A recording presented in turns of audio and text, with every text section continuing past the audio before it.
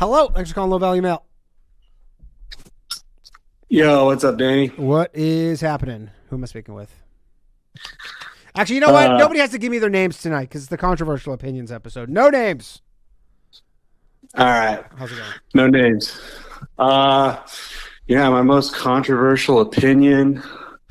Shit, I guess I went into okay, I'll just say what it is. I think that, obviously when you look into all of world history, there's always been, people colonizing each other, always enslaving each other. It's always been around. It's undeniable. Yep.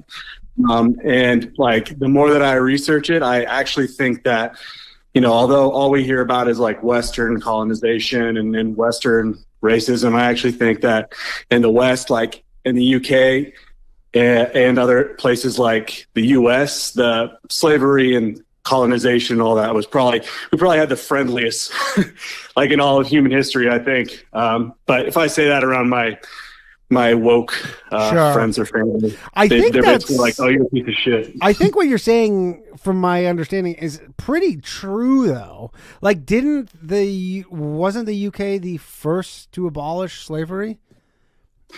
Yeah. The UK. Well, so I'm Catholic, so I like to bring this up. The Catholic Church is the first major institution to ever say that slavery was morally abhorrent. Now, priests still kept slaves after that point, but the church did officially say it was morally abhorrent. And then Britain was the first one to want to ban slavery, specifically because they found it to be morally reprehensible. That's what they were saying. Yeah, that's true. Sorry, go ahead. I was just going to say, did Britain not make it a capital crime to be involved in the slave trade? I believe they did, to the extent where it was you could be punishable by death to be involved in the slave trade. They were that against it. Oh, 100%. If anybody is interested in that, Thomas Sowell gets really into it in his book, Black Rednecks and White Liberals. But yeah, no, I think that's probably where I read that, actually. That's a great book. Oh, yeah, to the point where they were chasing, Arab slave ships and doing some really heroic acts and sacrificing themselves for this. They really believed in it. And America came 30 years after that and really had the same kind of policy.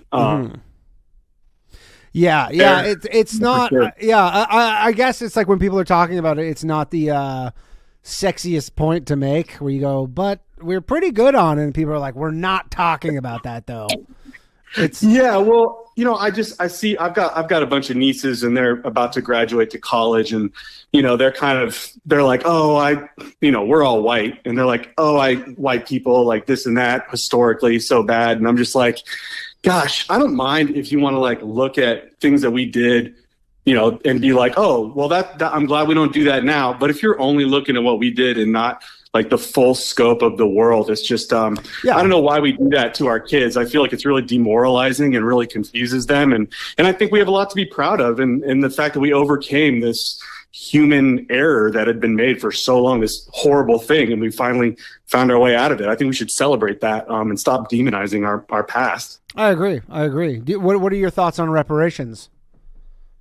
If you have any. Man, I think John McWhorter's point on reparations is a really good point. I think things like affirmative action have been a pretty effective form of reparations. I think it's always good to kind of reach out to poorer neighborhoods or whatnot. I do that. I'm with Big Brother, Big Sister, and I work with someone that's from a poor neighborhood that happens to not be white, but not that matters. Nope. So yeah, do what you can as an individual, but the government being let's just give money out in big sums to people. I mean, that's already had in my opinion, a disastrous effect on communities since the Great Society with LBJ.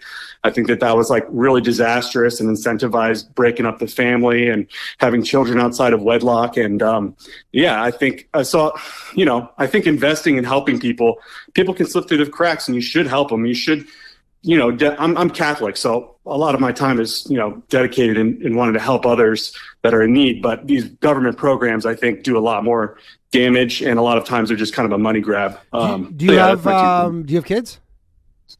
I do. I've got one, and I got another on the way. Congrats. Are you going to send them to public school?